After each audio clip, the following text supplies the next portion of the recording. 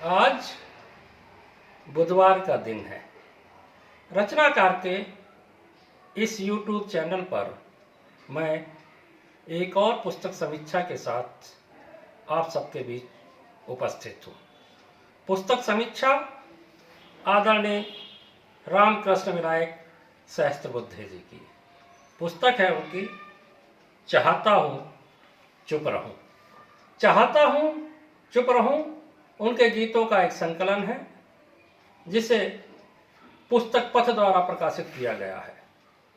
इसका मुख पृष्ठ आकर्षक है और पिछले पृष्ठ पर रामकृष्ण विनायक सहस्त्रबुद्धे जी का परिचय और चित्र दर्शाया गया है।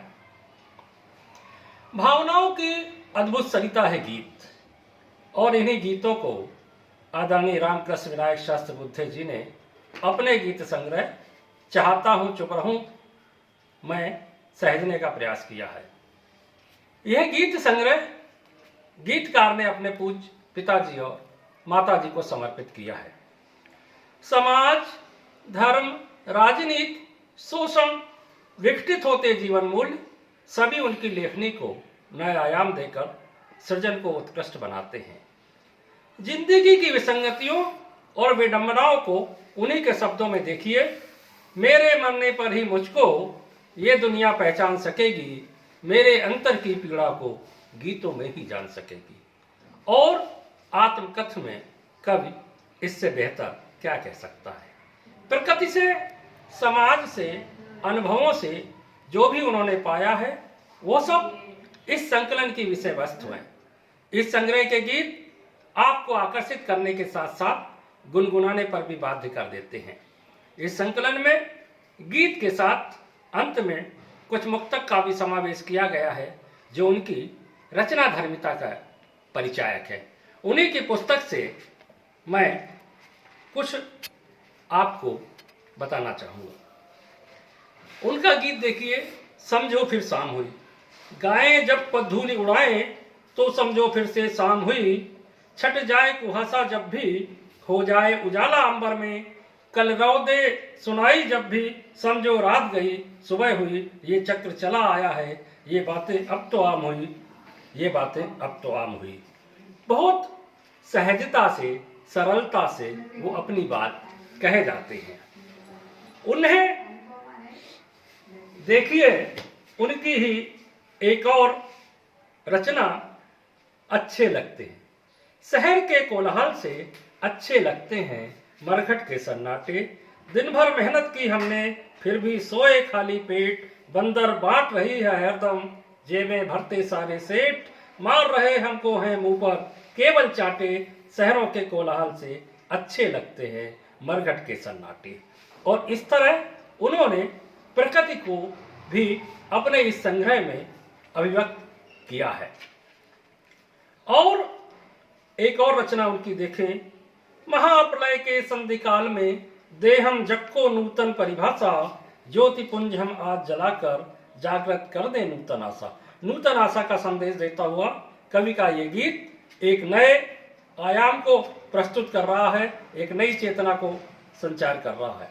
और रचनाकार जब रचना में लिखता है तो वो एक संदेश भी होता है। उन्हीं की रचना देखिए, रचना का इतिहास बदल दो।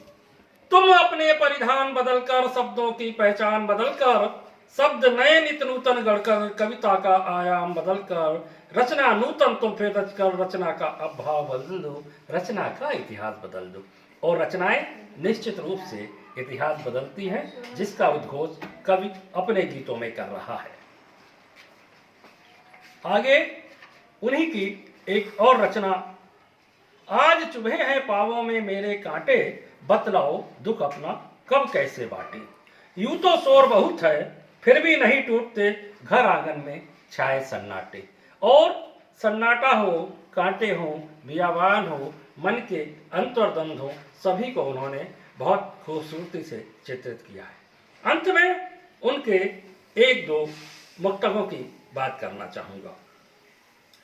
मैं किसी का अनुसरण करता नहीं हूँ, साथियों का विस्मरण करता नहीं हूँ, मार्ग मैं अपने बनाता नित्य नूतन, राह चलते अनुगमन करता नहीं हूँ।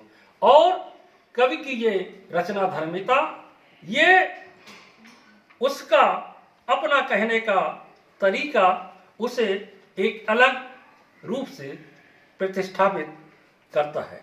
वो कहते हैं, नदियों से हम बढ़ना सीखे, हिम पर्वत से उठना सीखे, धरती से दुख सहना सीखे, मातृभूमि हित मरना सीखे। और इस तरह इस संकलन में बहुत अच्छे गीत और मुक्तक उन्होंने सृजित किए हैं, जो कहीं ना कहीं लोगों के आकर्षण का केंद्र बिंदु रहेंगे।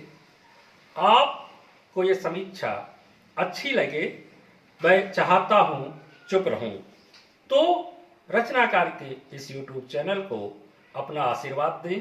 आदरणीय रामकृष्ण विनायक शास्त्री बुद्धे जी की इस गीत संग्रह को अपना आशीर्वाद दें और इस चैनल को सब्सक्राइब करें, लाइक करें, कमेंट करें। अगले बुधवार को फिर मिलते हैं एक नई पुस्तक समीक्षा के साथ। तब तक शुभ रात। जय हिंद, जय हिंदी, जय भारती।